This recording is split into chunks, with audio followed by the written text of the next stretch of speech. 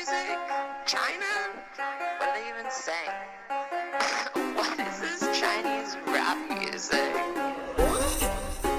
Sounds like they're just saying ching chang chong. My chance new girl watch made in China. We play ping pong ball made in China. I'm leaving Beijing, Jeremiah Jenny wrote in the Beijinger last year.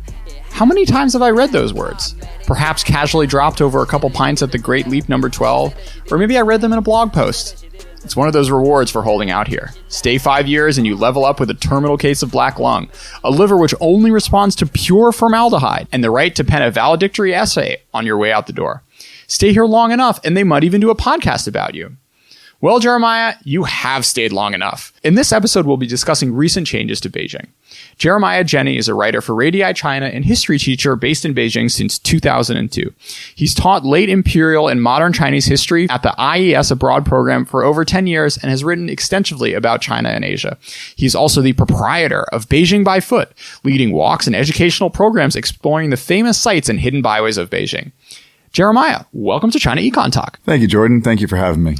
So how have these groups and their responses evolved over time, their reactions to Beijing and China more generally? One of the reasons I've stayed in Beijing for so long, apart from apparently a serious case of masochism, is that I really enjoy working with students and now with a wide range of people in experiencing Beijing and exploring China. And it has also given me an opportunity to hear different viewpoints and different observations, different reactions to being in China from people who are visiting or people who are studying here. And, you know, it is kind of interesting how some people come here and, of course, you know, like our good friend Tom Friedman and others, take a look at the high-speed rail and the high rises and the infrastructure and can't stop gushing about how China is kind of a new way of doing things. And wouldn't it be nice if everything in the U.S. was as nice, shiny, and new as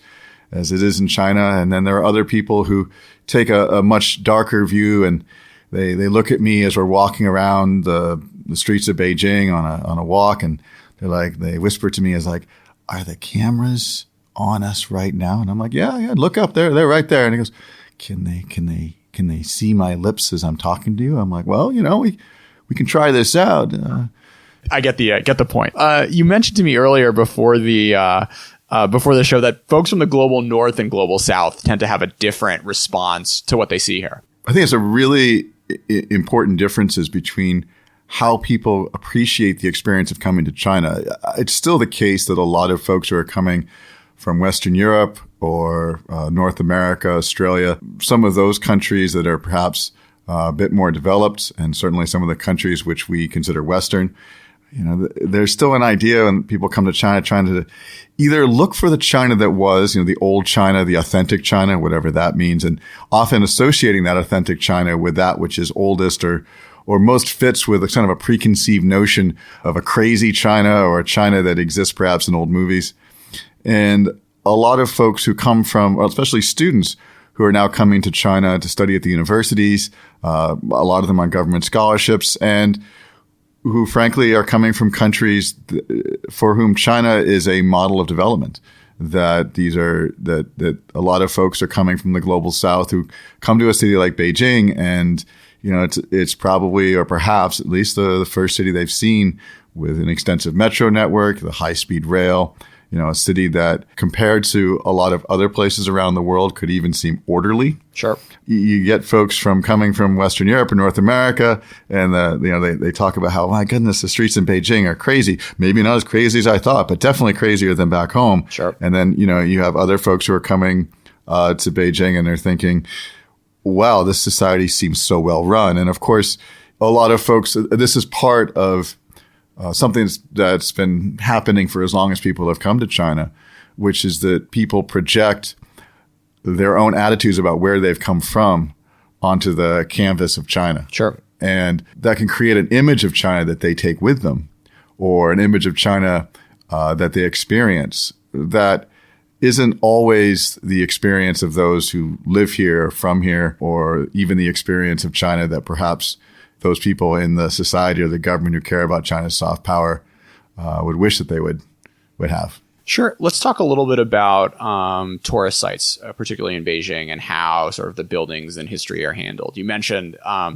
that, when folks go to see something that's supposedly from the Song dynasty and it was actually kind of repainted 2 years ago and rebuilt 30 years ago, what is motivating that type of presentation, and how should people think and engage with those types of spaces? Well, I think it is interesting when we take a look at the history of history in Beijing, and the idea of, after 1949, so many of the sites that are today kind of treasured attractions that are, part of every traveler's itinerary, whether they're from China or from another country in Beijing, were at that time relics of a past that needed to be explained or forgotten. And that resulted in some cases in some pretty serious damage, particularly during the Cultural Revolution, but also really a few decades of not so benign neglect for a lot of sites that left many sites in disrepair. And what's happening, of course, in the late 20th and now 21st century is a reevaluation of these relics as the era in which they were built itself comes under a reevaluation. As the party and as historians in China move away from a really rigid kind of Marxist interpretation, at least publicly, a Marxist interpretation of China's past, one that emphasized class struggle and, overturning the old feudal order. In many ways, the party kind of moves away from itself as a revolutionary party and more to a party that is interested in preserving and even glorifying China's past. A lot of these sites have been renovated, reimagined, rebuilt, not always in accordance with their actual history, but often in accordance with what the people who are in charge of these sites wish the history had been. You want to give an example of that? Well, sure. I think we've seen whole neighborhoods of Beijing that have been not demolished to make way for malls and hotels, as we saw quite a bit in the late 20th century, but instead neighborhoods that were demolished and then rebuilt in a style that certainly is a head fake in the direction of a particular historical period in Beijing's history, whether it's the late imperial or the Republican in the early 20th century, but is also done in a way that it doesn't necessarily reflect the actual historic character of those neighborhoods. That is to say, if you look at photographs from the period that's being represented, there's still a lot of people doing a lot of random stuff on the streets. Right. That's a good example. I mean, there's the idea like, you have these hutongs that have been kind of cleared of any kind of commercial life. And that was certainly true for some neighborhoods. I mean, these were official residences in many places, but also other neighborhoods where you had temples, where temple fairs spilling out into the streets. You had peddlers going up and down. The cries of the hawkers as they went through the streets was part of the soundscape of Beijing. And particularly in the areas, south of where Tiananmen Square is today, what used to be the old Southern City or Chinese City, the streets were bustling with a kind of life that isn't as obvious today in Beijing's quest to be a more carefully managed space. Yeah. No, it's interesting that you're seeing a handful of places which are angling towards that in a really interesting, odd way. Like Tiananmen nowadays. I mean, there is a mall, but it's like the only sort of human scale mall I've seen. I don't know if you've been to like where the Muji Hotel is and stuff. They're not blowing it up entirely in the way that sort of like the brickening hutongs were just deciding we're not having commerce here. Full stop. I'm having Jonathan Chatwin on, I think, next week, and we're going to talk about like Shougang and how they're trying to make this Olympic Park sort of have a bit more of a reflection of its history as opposed to the Olympic Park for 2008, which was just entirely flattening neighborhoods and building and then throwing new buildings down. But seeing folks be a little more respectful, I guess, of history, but still, very much taking whatever a 2019 architectural mindset of a Chinese urban planner is and throwing that down onto different neighborhoods is a really interesting trend to watch. Yeah, I mean, I think from my perspective, from just as someone living here, if you're going to destroy a neighborhood and rebuild it, I guess I'd rather it be built with some kind of head fake to the past as opposed to some new gleaming steel and glass monstrosity. I think it reflects also probably a divergence, or I should say, a difference of opinion in the urban planners in Beijing. I think everyone has their different idea of what a modern Beijing looks like. Sure. I don't think anyone's really agreed on this. And you see the overlapping interpretations of modernity here in the city. Some of these plans, some of these visions have a place for China's past. And, one of the big buzzwords right now is cultural self-confidence, although it's not always clear entirely what that means. And whereas other folks, they're much more into the style that is reflective of cities around the world. As I mentioned at a talk at the Bookworm earlier this year, I was saying, some folks come to Beijing and they see the malls of the Chaoyang district and like, this could be anywhere. And without realizing that there are probably a couple of urban planners in the Beijing municipal government, like giving each other high fives, this is what we're going for. This could be anywhere. And while there are others who probably or clearly have a view of Beijing that could be inclusive of at least some interpretation of the past, if not necessarily convinced of the necessity of wholesale preservation. Yeah, I mean, on the one hand, like we're sitting in my apartment, which has a floor to ceiling windows and like a really nice little park that my little apartment complex shares, and that is super pleasant. And I'm like very happy I get to live here and not a place that doesn't have heat in the winter and running water.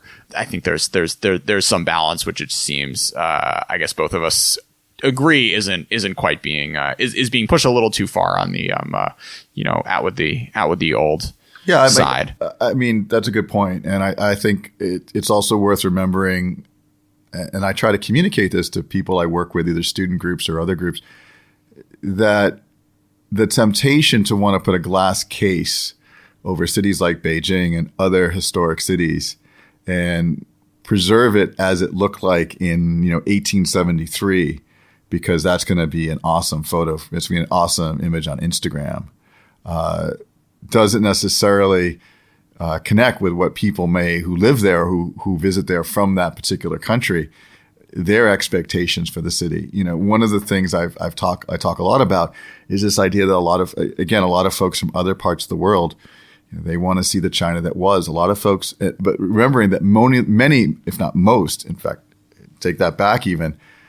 An overwhelming majority of the people who come to the city as tourists are from other parts of China. And for them, they're more interested in the China that should have been, could be, or hopefully will be. And so these issues of what is the real China? What's the authentic city? There are competing ideas of what that authenticity is. Sure. And Hutong life is an interesting curio, not the future. Oh, I mean, in that we saw this a couple of years ago when Dolce & Gabbana got into trouble by doing a photo shoot in the Hutong, and people freaked out about this, and they're trying to make China look bad. And I see this sometimes too. And I take groups through I try to keep the groups very small. I feel like Hutong walks need to be like less than 10 people if at all possible. But one thing I try to caution, some of the neighborhoods we visit aren't necessarily tourist neighborhoods. Mm-hmm. So I try to be careful about going there too often, and especially caution people about our guests about how they're interacting with the space. That one of the things I not to tell people not to take pictures, of course, but to be aware of the pictures that they're taking and how that might be interpreted. And the idea that, as in the case of Dolce & Gabbana, there may be folks in the city who feel like this is a way of reinforcing, stereotypes that people not from China have about, Chinese poverty. Sure. And in fact, wouldn't it be better off if we were all taking pictures of the newest skyscraper or the newest mall or something like that. I kind of like the malls. I don't know. There's like... Yeah, we talk, my wife and I, we talk a lot about our occasional visits to what we call Mall Beijing, which is when we go to some of the, this is also kind of reflective of our age and place in life, but when our date night is going out to one of the malls and because it's got a nice movie theater and there's got unfortunately, and this is also... thank you, urban planners, but a lot of the better restaurants, places to eat are being kind of forced gradually into 5th and 6th floors, baby, into malls. So it's it's a little weird. Like let's go to some of the better restaurants and let's do that in the food court. But there is an aspect of those malls on a hot, muggy August day, that can be quite nice. That said, there's a reason I've always lived in the Dongcheng district of Beijing. Even now with some of the sanitization, both good and bad, of the streets, sanitization in the sense the streets are a lot cleaner. Not so good in the sense that a lot of the local street life has, of course, been removed. But I still feel like a connection with Beijing. And again, I'm fully aware this is perhaps reflecting a bias that I came in with, but reflecting a connection with the city and its past that I don't get as much when I'm, at Parkview Green or one of these new mega malls. Sure. So let's talk a little bit about the Qing dynasty. So how does the CCP want me to think about it? Well, one of the things we've seen change over the last really 30 years or so has been a new approach to how China's past is interpreted for the present. And it's been interesting to see. We were talking about this in the 60s and 70s. It'd be a lot about class struggle and the, anti-imperialism, anti-feudalism, and a rejection in many ways, almost an iconoclastic rejection of China's past. And this is something that, was seen in the Cultural Revolution, but obviously has its roots going back to the May 4th era and perhaps even before. But in the last 30 years, there's been a change in this. And it's a change that's also taken on a new twist in the last 2 or 3 years. Mm-hmm. And that change was a move away from this kind of rejection of China's past to a story that almost has almost religious overtones. This idea that, now when we look at China's past, we see it in a museum, we're presenting this image of so for 5,000 years, up until really kind of the mid-Qing era, or however thousands of years it is this week anyway, there was this glorious, incredible past, this glorious civilization. Xi Jinping is in Greece and he's talking about how great civilizations understand each other, that kind of thing. This glorious past. And then that's kind of halfway through the Qing era. And then there was a fall from grace at the hands of, evil foreign powers, people who look an awful lot like me, working with their traitorous collaborators from inside China that laid China low in the late Qing period and gave way to this 100 years of humiliation, which of course stretches beyond the end of the Qing and into the early 20th century, culminating with the Japanese occupation. And the way this is presented is this idea that this 100 years of humiliation, this is important to remember because China was glorious. It was brought down. And then the idea was people were trying to bring it back. People were trying to save China. People were trying to restore the glory, and none were successful. People with names like Sun Yat-sen, people with names like Zheng Guofan or Li Hongzhang. All these people were trying to save China, and none could. Until, of course, one man and one party, 6 foot tall from the Hunan Polytechnic Teachers College. 6 foot tall? Yeah, it was a legit 6 foot. Really? Yeah, wow. That was, the one, not to digress, but yeah, that was one of the things that Mao had going for him in early 20th century southern China. That's a big boy for 19. That's what I'm saying. He had a presence when he walked in. I always thought, I'm not a big fan of, yellow face casting or interethnic casting. But boy, we missed an opportunity when James Gandolfini, who played Tony Soprano, died, because I can't think of anyone who more physically embodied kind of that, what Mao probably was like in that era. But in any case, the idea was Mao was the one person who could redeem China. The party was the one power that could redeem China. And that, of course, gave the party in the present day, we're talking about now, a new legitimacy, divorced, if you will, from its revolutionary past. This idea that it was not about class struggle. It was about redeeming China from this period of 100 years of humiliation and setting China on the course to a future. Now, what that future would be, that's kind of what's kind of changed in the last few years. Up until the new era of Xi Jinping, that redemption was all about Mao and the Communist Party saving China in 1949. But what we're seeing now is a new version of this, if you will, that, and again, I'm going to beat this religious metaphor to death, but, Mao being like the John the Baptist figure, the guy who pointing the way forward for the great rejuvenator. And so now, you ask, what does the party want me to remember about the Qing Empire?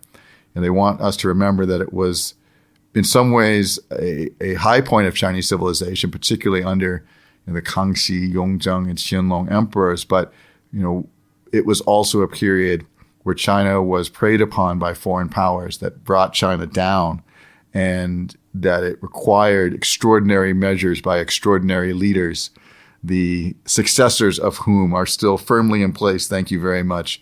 And in fact, even as we speak, preparing to build upon that redemption for China's ultimate return to glory. Sure. And so, you go to the museums, you go to the National Museum, you see the Road to Rejuvenation exhibit, which of course the name of the exhibit and the exhibit predate this new era, but tellingly was one of the first places that Xi Jinping took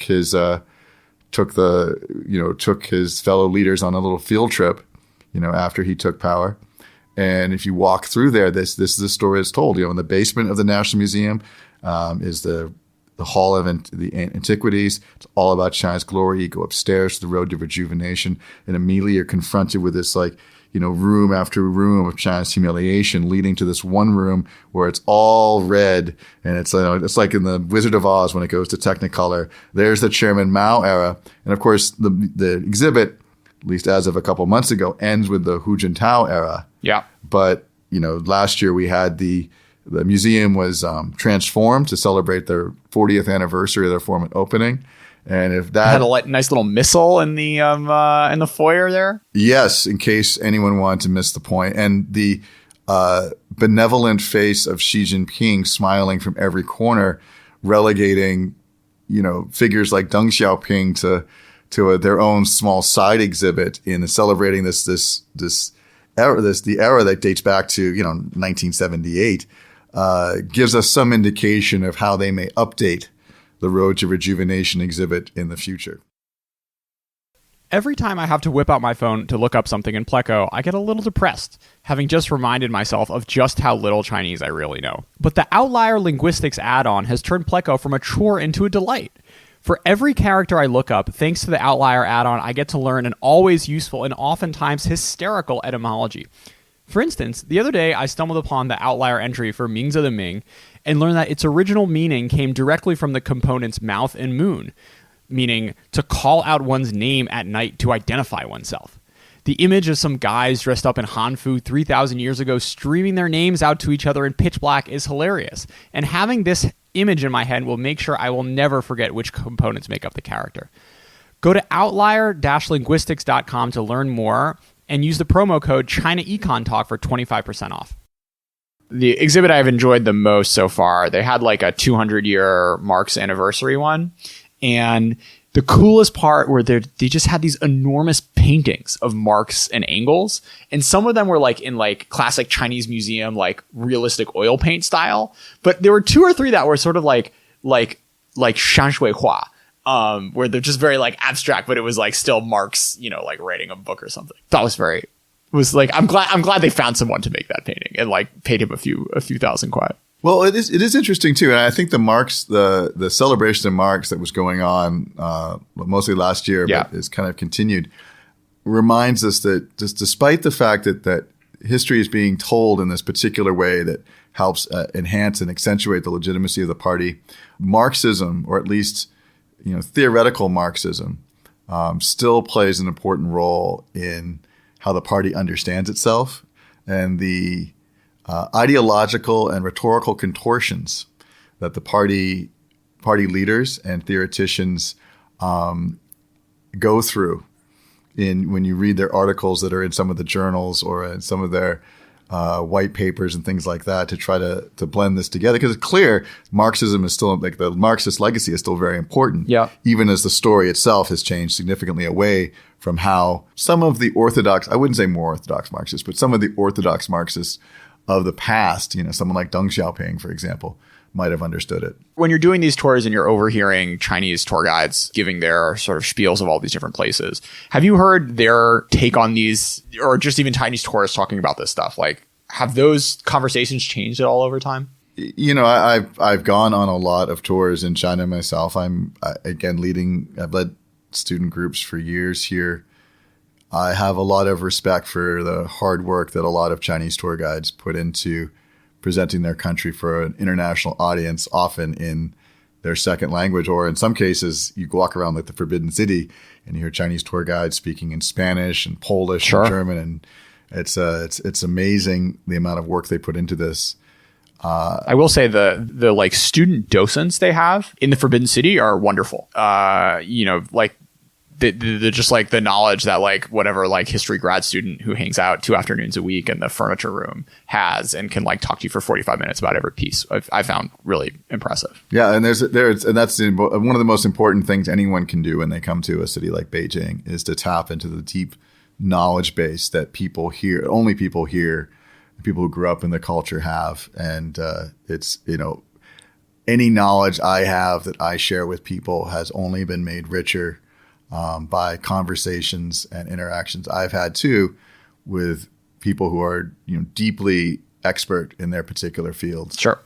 I think that it also is a real challenge for a lot of professionals who work in the travel industry in China to articulate a message about China's story, given that the ideological parameters for doing so have only become more narrow over the last few years. I've looked at some of the materials that tour guides have to, I am by virtue of my nationality and because I really don't want to, I could never be a licensed tour guide in China. So that's why I don't give tours. I do walks. But at the same time, looking at those materials, the things that they have to memorize and the way it is presented tends to be very lacking in context, not because I'm sure folks don't want to or don't have the ability to give that context, because context is a little tricky to do when the historical context is officially always changing. Sure. And so I read a lot of the same materials, and the kind of pressures that a lot of people here are under is immense. And what I try to do in my own small way is to work within that existing ecosystem to help provide context, and maybe to also do it in a way that helps to make rather complicated parts of Chinese history a little bit easier for people who aren't Chinese to understand. Sure. And to also perhaps make more complex a lot of the simplistic notions that a lot of people from other parts of the world come to China, bring with them to China. I know that's a paraphrase of an old expression, but I'd see it as part of my own personal mission and working with Beijing by foot. Sure. You talked about how 5-10 years ago dissent got you in trouble. Now what's getting you in trouble is not being enthusiastic enough, which is definitely a tricky space to be in. Yeah, I think this is something we see a lot in academia. In trying to find people from China to speak at international conferences or to do interviews for the media. Yeah, the sad reality is that the people who have really interesting things to say are not saying them. Guys, there's a reason I don't have a lot of mainland guests, and it's not for lack of trying, I assure you. Yeah, and the people who do want to speak up on microphone, frankly, just usually are repeating the talking points that come right from the the State Council Information Office and their various branches, and that's a reflection of the new era. There was a way of understanding this 10 years ago, 15 years ago, during what, God love us all, seems to be the glory age of freedom and liberalism. That was the Hu Jintao era. And that, there was spaces for dissent within Chinese society. And the idea was, you could speak up about certain issues as long as you avoided very sensitive topics, or more importantly, you spoke about those issues but didn't follow it up with, and who's with me, and try to organize. It does feel like today, and this is from conversations with a lot of people, that not dissenting is not enough. It is how enthusiastically are you agreeing with the ideological trends that are being current or being favored by the party and its leaders. Sure. Let's talk a little bit now about the contrast you see in the way Beijing and Taipei portray their history. Right. Yeah, I don't know if I could do this job in Taipei. Like my job, I do. I was in Taipei, and granted, I wrote an article last year about this. Like I was in Taipei for a week, fell in love with it, and then wrote one of these effusive, like, oh my God, this place is awesome articles that was exactly the kind of thing that we all make fun of people like Tom Friedman for doing. Sure. But one of the things I did notice, I was there doing research for an article that was eventually published comparing the Forbidden City and the National Palace Museum in Taipei. Mm-hmm. And one of the things I noticed going around the National Palace Museum was, just how much information was given and how much of the information was contextualized in a way that I think would make it a richer experience for those folks who maybe did not grow up within Chinese culture. And that was obviously a very clear, of many differences between Beijing and Taipei. So it's just like the comfort with mixed messages coming out of Chinese history. History, of course, isn't all good and all bad. And one of the challenges is when you present history is when you present a subject or any subject and all you can talk about is the good and you don't have any bad in it, people have a hard time believing it was as good as you say it is. Mm-hmm. It's the same reverse. If you talk about how some place is all bad, people will probably think it's not quite as bad as you thought it was. And one of the keys when you're talking about history or teaching history or presenting history is, there's good stuff and bad stuff that happens. And one of the things, all historical narratives are created. All historical narratives are in some places products of the present reality of the places where these narratives are being deployed. Mm-hmm. There is a clear difference when it's such a controlled media information environment or closed information environment like you have in Beijing versus a more open information environment like you have in Taipei. And it makes appreciating the history, appreciating the story. You hear a lot from Chinese the Chinese state about how soft power just doesn't translate here. China's story, people aren't hearing China's story. And part of that is just the way it is being told, the way it's being presented when people arrive in China is very different from the way it's being presented when you're in Taipei. The sort of most obvious difference between the museum in Taipei and Beijing and is that Beijing there's just like a ton of replicas everywhere. I think the architecture is also really striking in the National Museum. It's super Soviet. It like makes you feel really small and insignificant walking into that foyer or whatever where it's just like 7 floors of space. I feel like the Taipei Museum feels much more intimate. There's not kind of like this like imposition of like grandeur that like is supposed to like overawe you and make you feel like small and sad. The other thing that really struck out to me, which I think is sort of fun, is in the National Museum in Beijing, they have this whole room of like tribute. But it's like modern tribute. It's like all the random gifts that ambassadors and foreign ministers and presidents have given to China, which of course makes for terrible art, right? This is like basically like these really like ugly, showy, shiny things, like terrible paintings or whatever. But the fact that that is something that is deserving of a wing of your national museum when in fact, these sort of expensive trinkets have nothing to do with China, I think is a really striking detail. Well, yeah, I think the goals of the various museums are different. You have the National Museum, which of course started as 2 different museums, the Museum of Chinese History and the Museum of the Revolution, and then was combined into a single mega museum a few years ago. Yeah, part of that is we were talking about, is kind of to emphasize the glory of the past and the glory of the future. Mm-hmm. And this notion that, it's very much designed to remind people of China's place in the world. So and this is also something you see in a lot of other similar countries as well. In the tombs of Kim Il-sung and Kim Jong-il, there's a room of all the gifts they were given over the years as well. Perhaps not the model that the Chinese leadership is going for, but comes from a similar place. Our people have heard about how there may be people in the world who don't like us, but that's not true because look at how much honor we've accrued. Right. Look at all these ivory products we have on display. So there's that. I think the National Palace Museum in Taipei, which I think has more in common with the Palace Museum in Beijing that we think of as the Forbidden City, was designed to reinforce that the government, the Republic of China, the Kuomintang's connection as custodians, the true custodians of China's past. And, one of the things you kind of mentioned replicas, go to the Forbidden City, the Palace Museum, and a lot of the things there are replicas. Part of that is not a bad thing. If you've been to the Palace Museum, the Forbidden City, 10, 15 years ago, a lot of the rooms were completely empty. And it's made the experience a little dreary. What was this room for? I just see a giant room. Maybe there's a throne in the corner, but there's not really any of that material culture that can help folks appreciate it, especially those folks who weren't raised on all the TV shows. Yeah.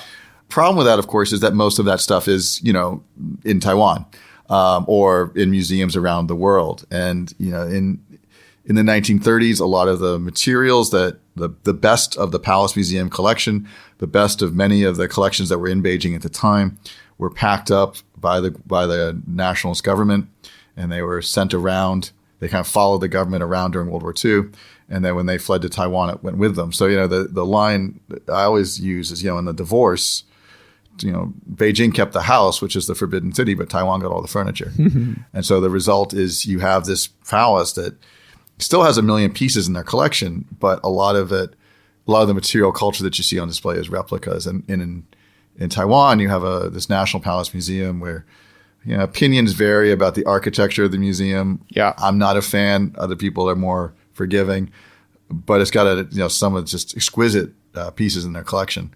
So it is a really striking contrast between the two. And then factor in the National Museum, which is the one in Beijing, the one in Tiananmen Square. One of the things when they reopened was they kind of got to cherry pick the best of all the collections around China. Sure. And so that included, except for the pieces in Taiwan, of course. And then in a lot of that only added to some of the misery in the Forbidden City. Yep. And some of their better pieces also went on display across the street. You mind talking a little bit about how the Forbidden City has changed over time, and in particular what Wang Shudong has done with the place? Well, Wang Shudong took over, it was earlier this year, replacing Shan Jixiang, who had been a very energetic head of the Forbidden City and had steered it into this last decade, making all kinds of changes, from limiting the number of people who could go into the Forbidden City each day to moving to online reservations, to also beginning the process by which the museum would celebrate 2 important upcoming anniversaries. So 2020 is being considered the 600th anniversary of the opening or the building of the Forbidden City. Why not? And in 2025 is the 100th anniversary of the Palace Museum, or the Forbidden City opening officially. Mm-hmm. At least that's how it's being understood, as the 100th anniversary of the Palace Museum.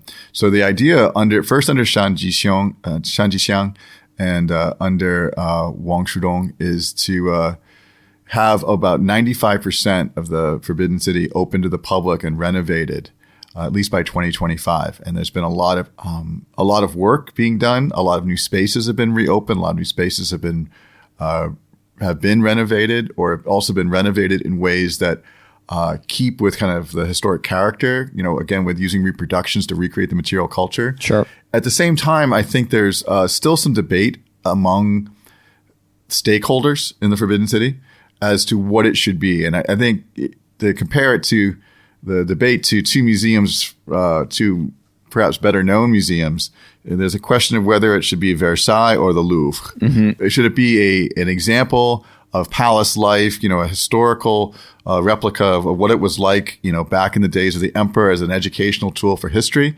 Or should it be a space that's used to display the still very impressive collection of art and artifacts that the museum currently has? So I don't know if it's been exactly decided yet. As I said, Wang Shudong just took over this year. He did a lot of great work out in Dunhuang, where he was the director of I think it was the Dunhuang Institute. Sure. Up until recently. So hopefully he'll continue a lot of the work that's been going on. Do you have a preference as to what path it should go down? I mean, I guess the answer is a bit of both, right? A bit of both. I guess, this is just my personal interest. I'd like to see it, more like you can walk around the rooms and see this is what it looked like in the 18th century, more than just another, exhibit space. Mm-hmm. But I think there's probably room for both things to be done. It's a, the legend of it having 9,999 and a half rooms. Surely they can find spaces for both uses Sure. among those rooms. I had a recent discovery. I went like northeast the other day in the in Gugong, and they have this like it's sort of like a Shakespeare Globe type theater. It's like 3/4 of the way around. It's 3 different stories. It's basically they used to put on plays, and it's really fun the way they did it up, and you can really imagine yourself being there, like sitting in the Emperor's box. And yeah, there's the theaters there are really interesting. There's a corresponding one in the Summer Palace as well. Oh yeah, and these stages had like the most. I mean, they're almost like IMAX for the 18th century. Seriously. Because they were huge. But also they had all these different levels where you could have different actions going on. There were trapdoors, and there were trapdoors in the ceiling and the floor, so that you could have people swooping in or disappearing suddenly. I mean, the latest possible special effects for an imperial audience, and it is kind of cool the way that they are renovating those spaces so that people can appreciate that in our own era. Sure. Yeah. Waiting for the I don't know if he's going to start selling tickets to productions, but that'd be a really cool. My understanding is they have done some productions there. Oh, that'd be that's and awesome. I would be shocked if they haven't done it on a private basis as well, because pimping out the Forbidden City is a long and storied tradition in Beijing. So we're starting a new tradition here on China Econ Talk, where we're ending on something positive. So whether that be a recommendation, a thought, a nice meal you had. What's on your mind this week, Jeremiah? Well, if you're visiting Beijing, this isn't necessarily a new space, but it's a space that I think often gets overlooked. And I would strongly encourage seeking it out if you're ever visiting the city. It's the Shijia Hutong Museum, which opened, it's now well over 10 years old, but was created with support from the Prince's Trust. It also benefited from collaboration with curators from around the world. And it's a wonderful little museum in the Dengshiko part of the city. If you're interested in the history of these Hutong, the alleyways of Beijing, there's some really cool exhibits there. One of them I love particularly is a sound booth where you can go inside, and admittedly, the interface is only in Chinese, but you can dial up some of the sounds of the city going back to the 70s and 80s. In particular, the songs of the peddlers. These are the guys and men and women who would walk down the street selling baozi or selling watermelon or helping to sharpen knives. And they all had their distinct songs and cries that people would listen for from inside their courtyard home. So you can dial those up. They also have some recreated rooms of material culture from the 60s and 70s, another room from the 80s and 90s they're pretty fascinating as well. It's not a big space. It doesn't take long to visit it. But if you're looking for a museum that goes light on the propaganda and heavy on the local Beijing culture, recommend visiting the Shijia Hutong Museum. That's the name of the Hutong is Shijia Hutong, Shijia, and it's in the Dengshiko neighborhood of Beijing. I got 2 museums for you if we're gonna do museum theme. So the first is the Eunuch Museum, which I would be very disappointed if you've never been to, Jeremiah. Oh no. I just reviewed two eunuch books. Okay. And I have not been to the. So apparently there was there's some hotshot eunuch, and it was his grave. And then that sort of became the place where all the eunuchs got buried. Where's it located? It's way, way out west. Is it near Early Zhuang? I don't know. It was like a 45-minute cab ride. Yeah, there was what was once a village back then, but there was a place called Early Zhuang where a lot of the eunuchs from the late Qing were buried. I'm sure that's, yes, I remember reading panels about that. Okay. But it's in this like middle of nowhere neighborhood with you'll be the only person there. And it's very creepy, but it is fun. And they have these like very graphic depictions. And also you kind of get the, speaking of like, history telling in narrative sense, there's not a whole lot of like pro eunuch material in the eunuch museum. Basically it's like terrible eunuch after terrible eunuch after terrible eunuch. Though, Sima Qian, my Zheng He. Yeah, Zheng He. There, some guys who really delivered the goods. Some people who actually made the cut after getting the cut, they I promised two. Oh, so the other one, I was in Hangzhou the other week, and they have a tea museum, which is in the middle of nowhere, like in the West. There's very little around it, but the exhibitions were like above average for a Chinese museum, but was really great was the grounds. It's super well situated. There are all these little tea houses. You don't have to necessarily drink their overpriced tea, but you can kind of sit there and enjoy yourself. And just walking around, there's tea farms actually all around you as well. So really well sited space. So definitely some museums with redeeming qualities that deal with Chinese history here in the mainland. Yeah, I guess the suggestion would be if you're interested in museums, some of the smaller museums that focus on very specific topics, often I find more fascinating than some of the larger museums that tend to get more attention from the state, but also that isn't always a good thing. Yeah. It's particularly true of the various provincial museums that you'll see in different capitals around the country. When I go with students and the tour guides are like, let's go visit such and such provincial history museum, I tend to be a little skeptical along the lines of, yes, that sounds fun, like having unprotected rough sex with a porcupine. So maybe we'll skip that and instead try to find the tea museum. Yeah, I mean, there's also like contemporary art museums. There are some super well-funded ones, and the buildings are really beautiful, but that's sort of on another plane than the kind of stuff we've been talking about over the past episode. I'm not sure you can. Yeah, I think a really cool future episode. I'd be really interested to listen to this, and maybe it's already been done on one of the other SupChina podcasts, but talking about the glut of museums. Yeah. In China, the amount of space devoted to museums, and yet still the relative shortage of international museums that would be familiar to a global audience. Sure. Jeremiah, Jenny, thanks so much for coming on China Econ Talk. Thank you for having me. I really enjoyed it, and good luck with the podcast.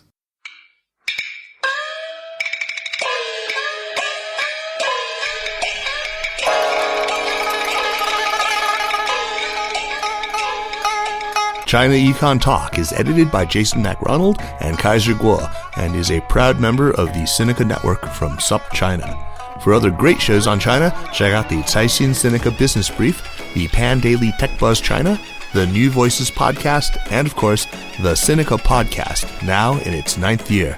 Until next week.